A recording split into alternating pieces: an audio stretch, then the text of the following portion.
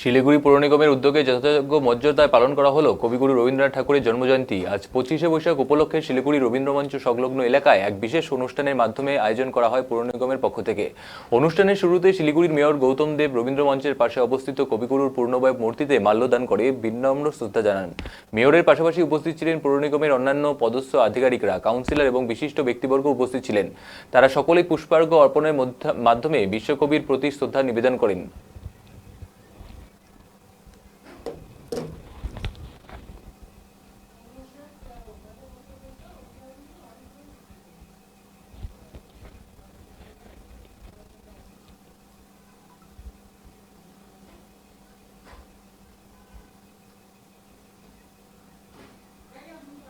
পৌর কমিটির চেয়ারপারসন শ্রী জয়ন্ত সাহা মহাশয়।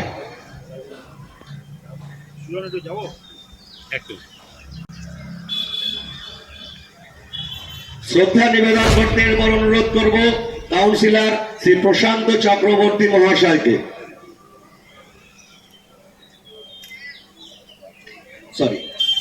এরপরে শ্রদ্ধা নিবেদন করবেন কাউন্সিলর শ্রীমতী শম্পা নন্দী মহাশয়া। নিবেদন করছি, শ্রদ্ধার্ঘ্য নিবেদন করছেন শিলিগুড়ির মাননীয় মহানাগরিক শ্রী গৌতম দেব মহাশয়।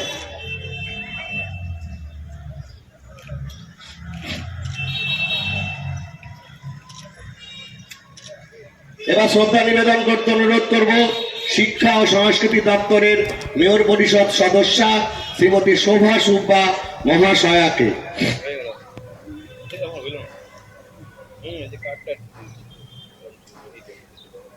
এরপরে শ্রদ্ধার্ঘ্য নিবেদন করবেন মেয়র পরিষদ সদস্য শ্রী দুলাল দত্ত মহাশয়।